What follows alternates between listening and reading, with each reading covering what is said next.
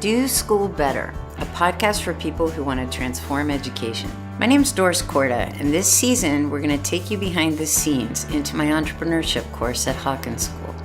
Allison Tanker and I discuss the day-to-day of teaching a rigorous interdisciplinary course where students learn the critical skills they'll need to be successful in the world. In this episode, we'll talk about the final projects where students create their own businesses and will face huge academic challenges in the process. Final projects. Yeah. We're off and running already today. We sure are. So this is really interesting. So they did their presentations on Tuesday for their last business challenge. And now, starting today, they came in with problems they want to solve, pitch them to each other, vote, 4 or 5 top vote getters, form teams, and they're going to create businesses to solve the problems they've chosen. And they've got 5 weeks to do it. And then at the end, they'll present to investors. This part of the class looks, I should say, to most people, the most recognizable. This is in terms of an entrepreneurship class. Exactly. When people, for example, think of a Lean Launchpad class, like they do it in university, Steve Blank's curriculum, like they do, in graduate schools, NSF. This is the most full-on Lean Launchpad part of the class, but it's for high school and it's quite different in a number of ways from what you'll see elsewhere. And I want to start, as you look a level deeper at what this is. If you took a bunch of high school kids and you gave them if this were the class, if the entrepreneurship class started today, they pick problems they want to solve, they form teams, you lead them through a process to design a business.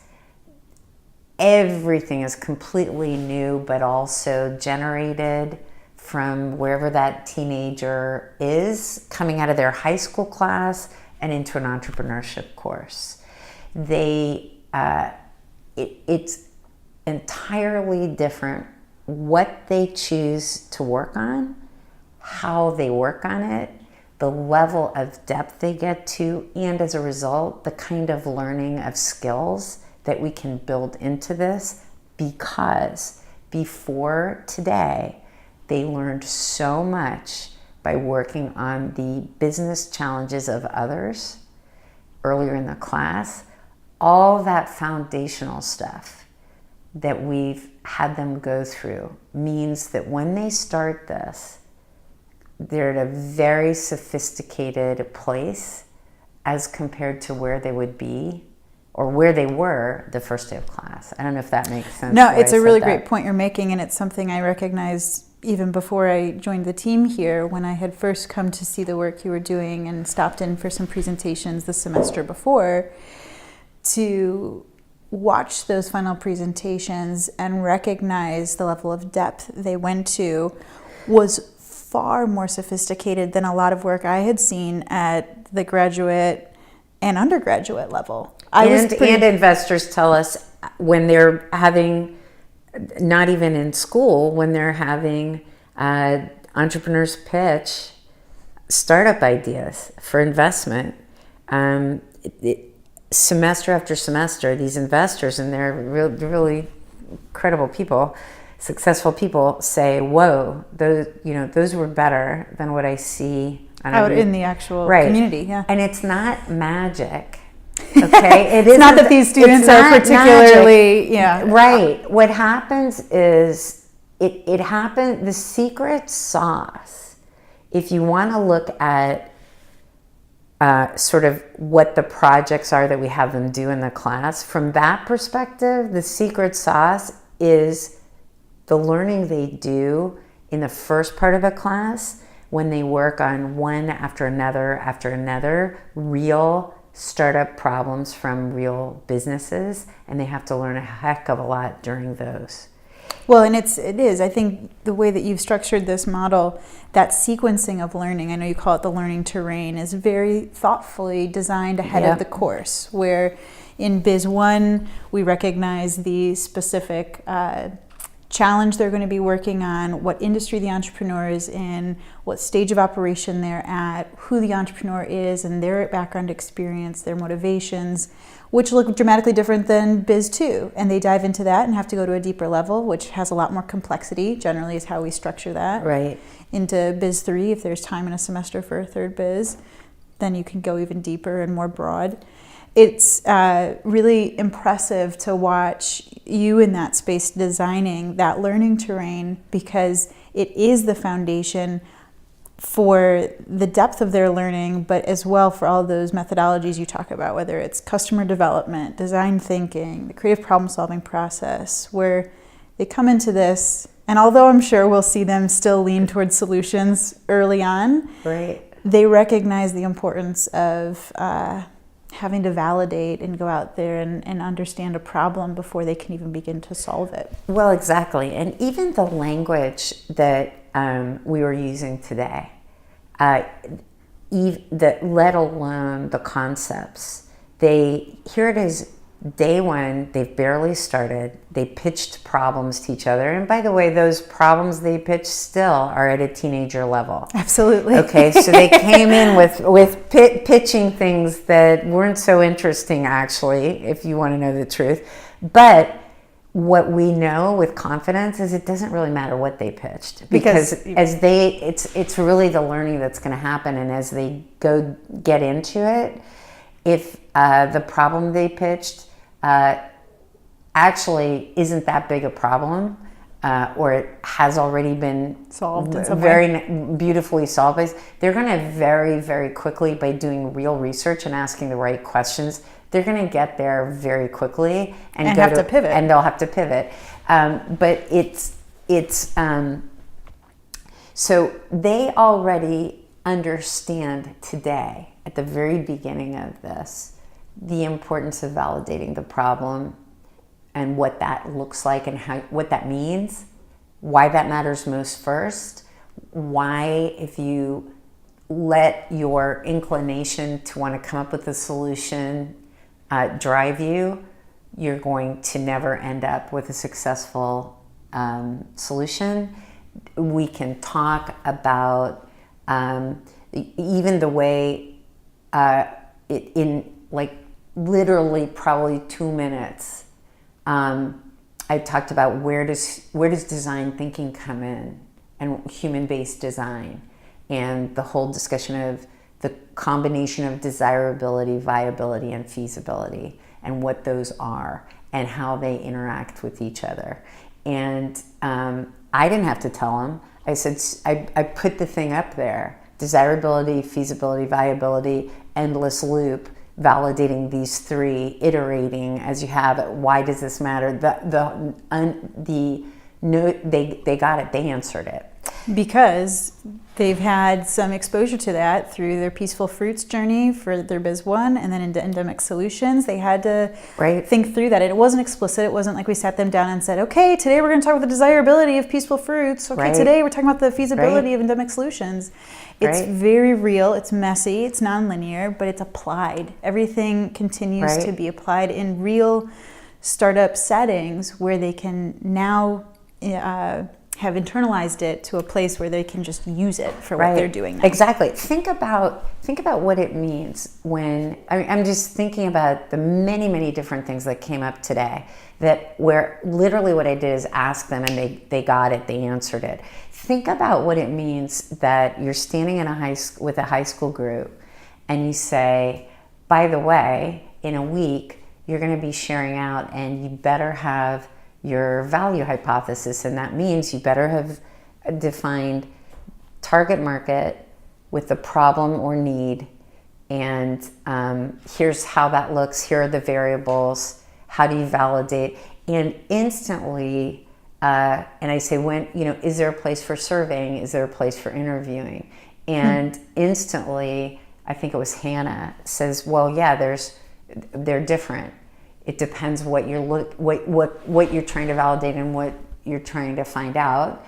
It's the difference between qualitative and quantitative research, and literally not only uses those terms, but others chime in about when you might interview versus when you might survey, when you go online and go deep and when you don't. And when we throw out there in a week, you're going to be sharing out, and there are going to be 7 of us in the room, not just the instructors you're used to, but we've got mentors for you on this one. They're all very experienced. They're all very opinionated. You're about to get 7 adults. When you share out, here's what we've got so far and here's where we're going, you're going to have 7 adults telling you no, no, no, or yes, yes, yes, and it's all going to be conflicting all over the place. And what are you going to do with that? And they said, we're going to have to process. We're going to have to figure out on our own. And I said, that's right. Because no matter how experienced and smart and opinionated all of, we adults are, if you could Google what's the right answer to solving this business, you wouldn't need any of us. And you can't. It's your business. Because they're doing the research.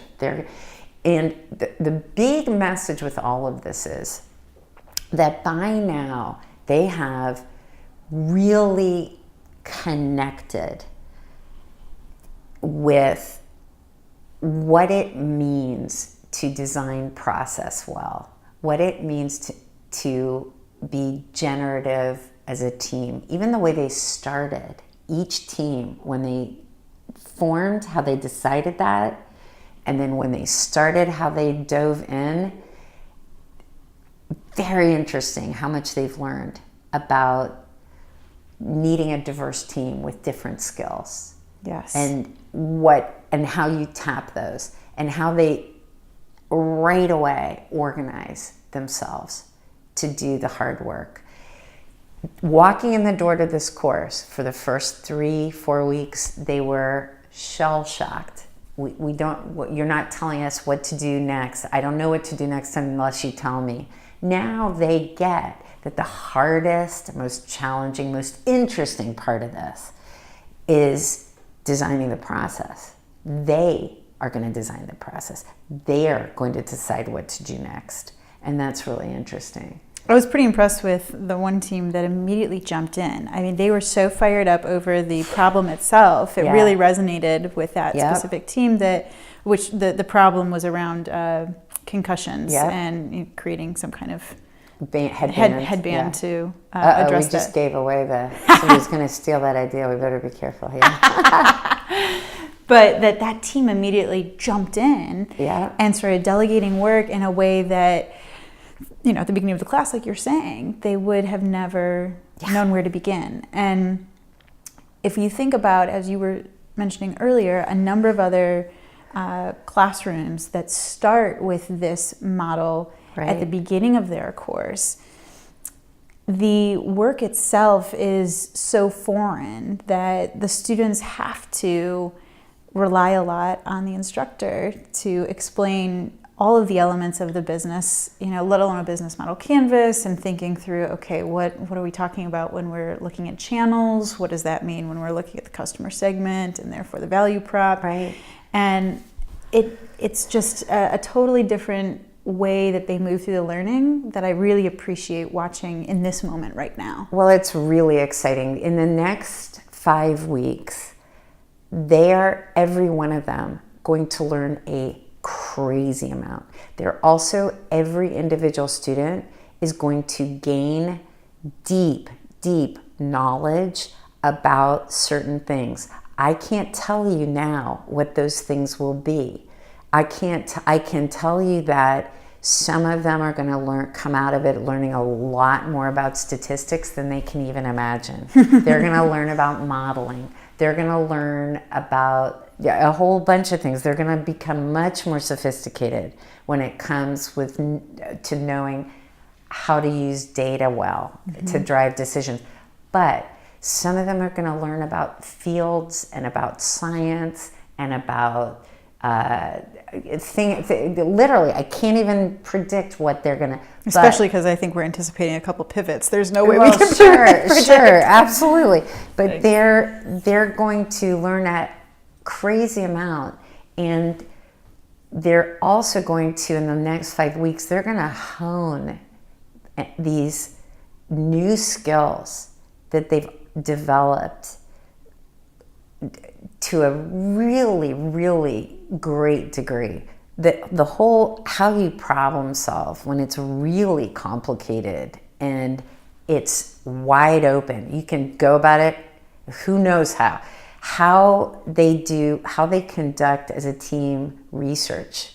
Instead of just sort of researching endlessly like they did on the first one and then raising their hand and saying, okay, we don't know what to do with what we found. Right. Look at how they started today. Yeah. Every single team immediately came up with, I think, here are the questions we have, and let's divvy up the research over the weekend. The way they mobilized from day one is what you would see in a pretty high functioning organization when you go in and you go to a team that's been solving some of the tough problems for that business or organization or whatever it is.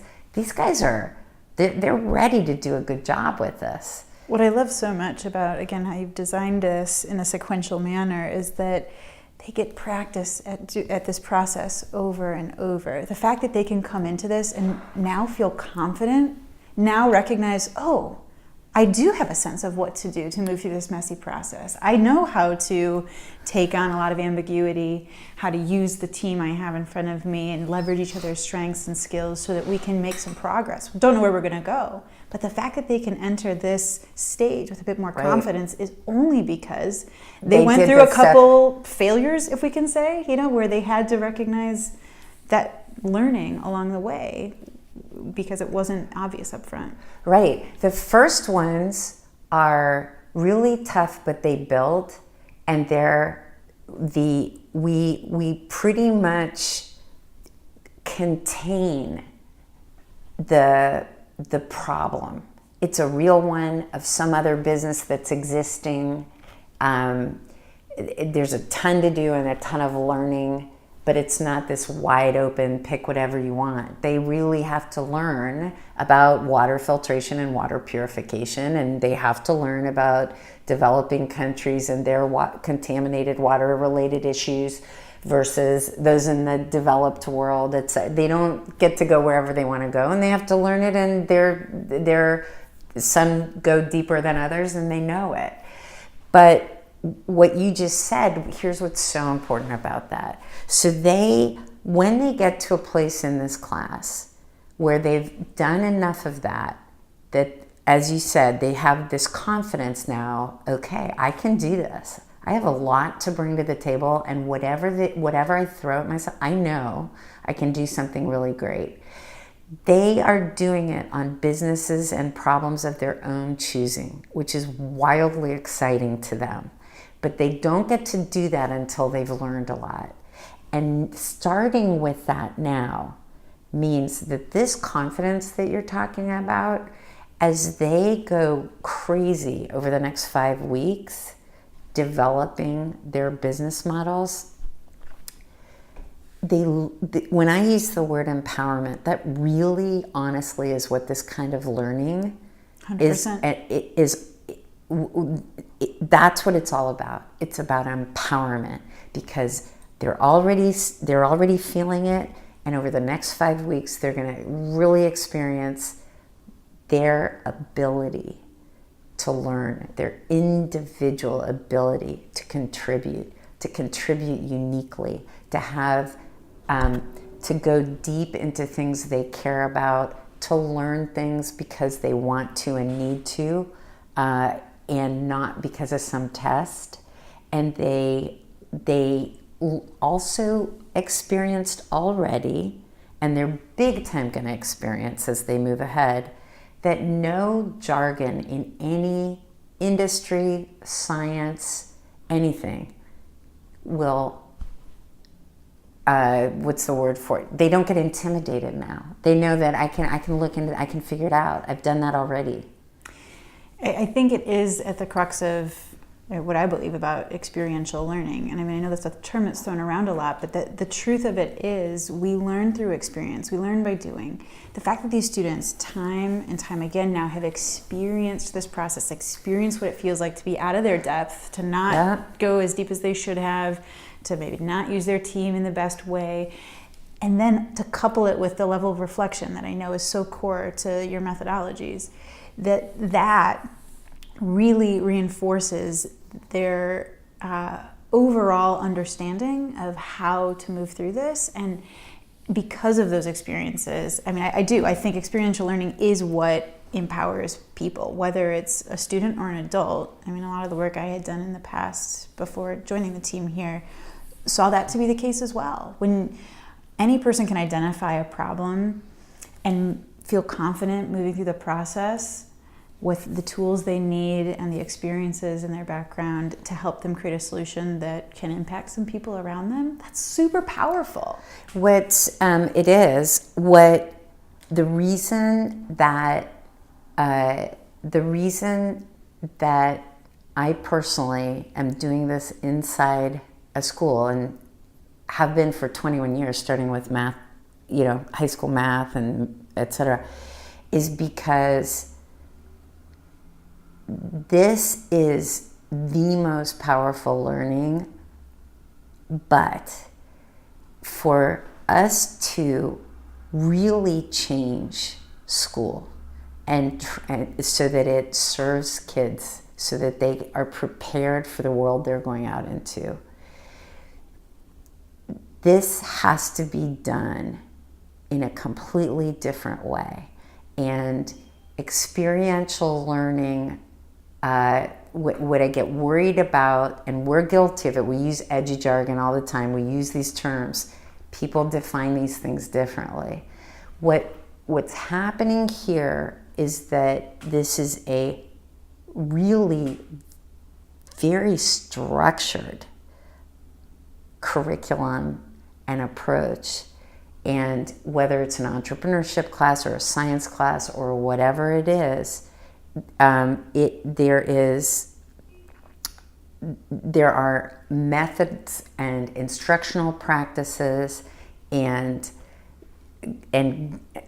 principles of teaching and rigor, I'll call it, that are massively important as part of this. What they are, and I hear what you're saying, what you're getting at is that it's baked into the course overall, that these experiences they're going through. I mean, this is why I resent people who use the word experiential learning and aren't doing things that are based in real, well, I guess that's arguable, real experiences. If you're just going on some trip where you're, out in the wilderness, or you're down in another country, yeah, that's an experience to some level. But if there isn't the level of structure around what's happening, where you're reflecting, you're applying what you're learning, you're moving through that time after time, I mean, that's ultimately what these experiences drive forward to. I guess the way I think about it is, we can talk about the fact that people learn by doing, and it's absolutely true. And we can talk about experiential learning, and there's no question that there are all kinds of experiences as humans that we have that we learn a tremendous amount from. I've learned more from some of my travel experiences that were not part of a class or a curriculum or anything than I've learned from anything else in my life. There's no question about it. Or experience, whatever those are. But when you're talking about school, how are we doing school? What we have here is not to be confused with a fun startup weekend or a throw a project, even a real one, in the room, let the students work on it for a couple weeks, come back, have them present, and wasn't that cool? Not that they don't learn from all those things, they do, but this is literally about creating a completely different model of how you teach a course, an academic course, so that learning happens in inside a school. And so this last part, what's interesting about the last part of this class is they get to choose. That's unusual. They get to choose what they're working on. But actually, the expectations and the requirements are more defined for this than anything they've done so far. That's true. It'll be interesting. I'm excited about these next few weeks coming up. There's a lot they're going to learn, and I'm excited to see. Yeah, it's really cool. Thanks for listening to this episode of Do School Better. We would love to hear from you, so please leave us a comment or a review. And if you're interested in learning more, check out wildfire-education.org.